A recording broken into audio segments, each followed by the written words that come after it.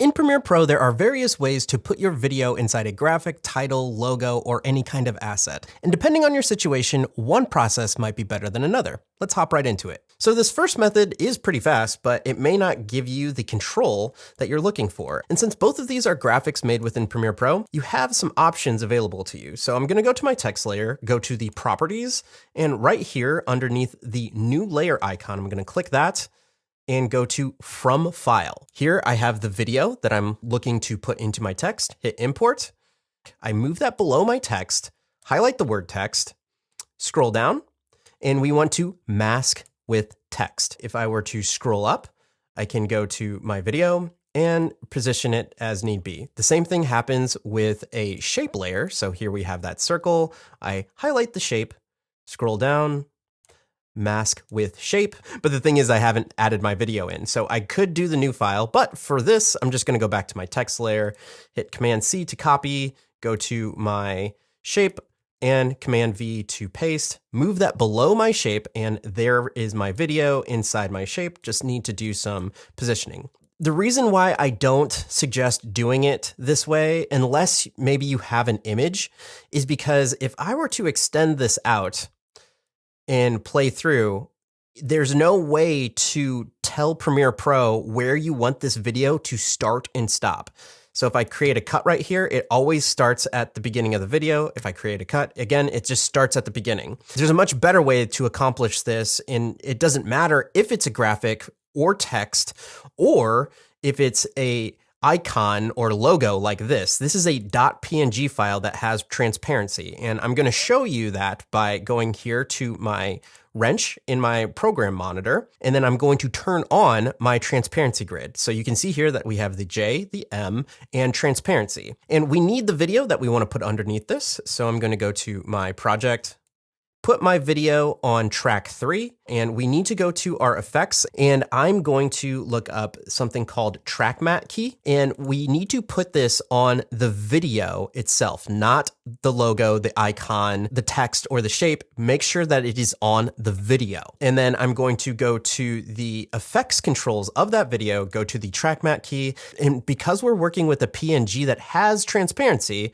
we are going to composite using the alpha, and the only thing that we need to do is tell it what we're looking at. So our matte will be video 4 because that is the track that my graphic is on. So I hit video 4 and voila, we already have basically what we were working with here with the text, except we have complete control of where the video is starting and stopping. There is a caveat though. If we go to motion, and we do the position, it starts moving the J and the M. We want to move the image behind this J and the M so we can get a proper framing. So in order to do that, we're going to look up 2 effects. The first one is going to be transform, drag transform onto the video. And the second one is going to be offset, drag offset onto the video. You need to do this next step before adjusting your position. So we take transform and we move it above the track matte key. You take offset and you move it above the track matte key. So in order for this to work, you need to have both the transform and offset above the track matte key here inside your effects controls window. With that being said, if you want to adjust the positioning, just shift the center of your offset and you can now move it behind the logo. And then if you want to adjust the scale or the rotation, just use your transform effect like so. And the great thing about this is it doesn't have to be the PNG. We're back to just a normal text layer. This is on video 4. And if I hold Option and just duplicate this video over underneath it, it works. And the reason it works is because we already have all of those effects on there. So if these effects weren't there, you would need to do this same process of adding the transform, the offset, and the track matte key. And I can go over here with the graphic. I take this video, I put it underneath, and there we go. There's my video. If I need to adjust any of those controls, like the positioning of it, I can go to the offset and adjust like so. And that looks good to me. You now have the opportunity to add another video below it if that's something that you choose to do. So here I have this blue gritty file. I can duplicate this over here And I can also duplicate this over here. So these past 3 examples of the graphic, the text, and this PNG file all composite via the alpha because there's transparency. But that also begs the question, what do you do with a file that doesn't have transparency? Like this JPEG. Just to give you an example, if I were to take this video and I'm just copying it and pasting it over here, this is what it looks like. And it's supposed to look like that. It's compositing via the alpha. All it's doing is looking for, is there pixels here? If there are pixels, we will put the video inside that thing. But that's not what we want. We want to, in this instance, composite using the Luma. That may have been kinda what I was looking for. Let me hit reverse.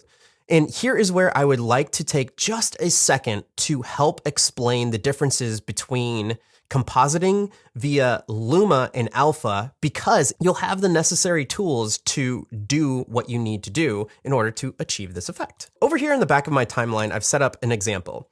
Here I have 100% white, 75% white, 50% white, and no white whatsoever, which is black. And if I am compositing with the Luma, this is what it looks like. I have 100% of my video coming through, 75%, 50, and 0.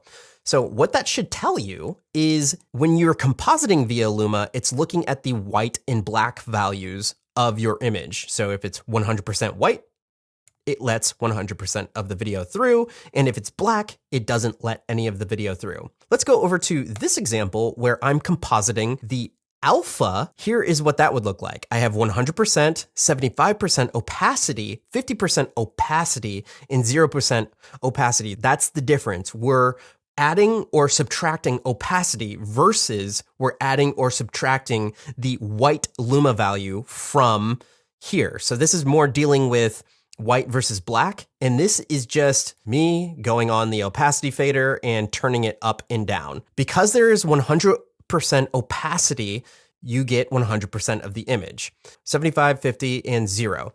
That is how this looks when you matte via the alpha. With that in mind, you should understand that this is a JPEG and there are 100% opacity of pixels in this square. So when I switch this over to alpha, and I'm gonna unreverse that, it's filling out all of those pixels that have 100% opacity. But when I do it by Luma, it's looking at what is black and white.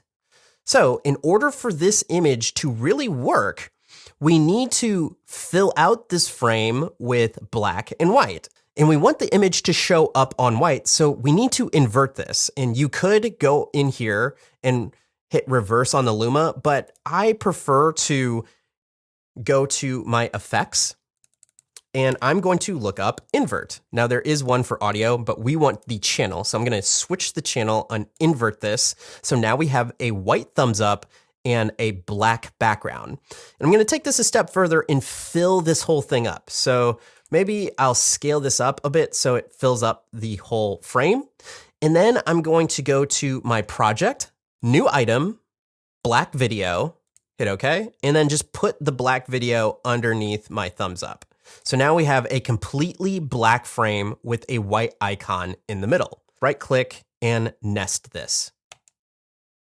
Hit OK. If my video is compositing via the Luma, when I move this over, we should see just the video inside the thumbs up. Let's see what happens. All I need to do is just shift the center like so. To finish this out, let's look at a more complex example. Here's the Premiere Pro logo. How would you get your image inside this light purple PR? Well, if we bring over our video that already has all of those effects on it, we are compositing via the Luma. It's kind of there, but not really. If I were to bring over that secondary background video like this, a little bit of the video in the PR, but that's not what we want. There's too much opacity inside the image. With the knowledge that we've already gained in the previous examples of this tutorial, what are some ways that we could tackle this challenge? Well, first of all, this is a dark purple and light purple logo. What if we were just to change this logo to black and white? And that's what I've done here. I opened this up in Photoshop and I selected the P and the R and I changed them white. And then I took the background and I changed that black. So I'm gonna take this original icon and just move this away. And because this is black and white now, I'm gonna move this down to layer 4. Because it's matte Luma, it just works because it's just looking at the white values. I'm just gonna bring my original icon in between my video and the background. And now we have the dark purple like before. And just because I'm sure people will bring this up in the comments, here is a motion graphics template that was created in After Effects. If I go to the properties of that, here is that replace image, and I'm just gonna go to my video and replace that image. And we have a similar vibe going on as to what we had here with our graphic, except this one is a motion graphics template. So here you can double click on this image and you can change the placement of the image, and you can also have a nested sequence that you're working in and change the in and out point of your video or do whatever you need to inside this sequence. Everything is nice and neat inside this replace media tab, but you don't get that option with Premiere Pro made graphics and titles, which is the reason why I don't suggest doing that whole from file thing unless you're using an image here instead of a video. If this was helpful, don't forget to leave that thumbs up. My name's Javier Mercedes, and I hope you're out there living a life of abundance. Bye.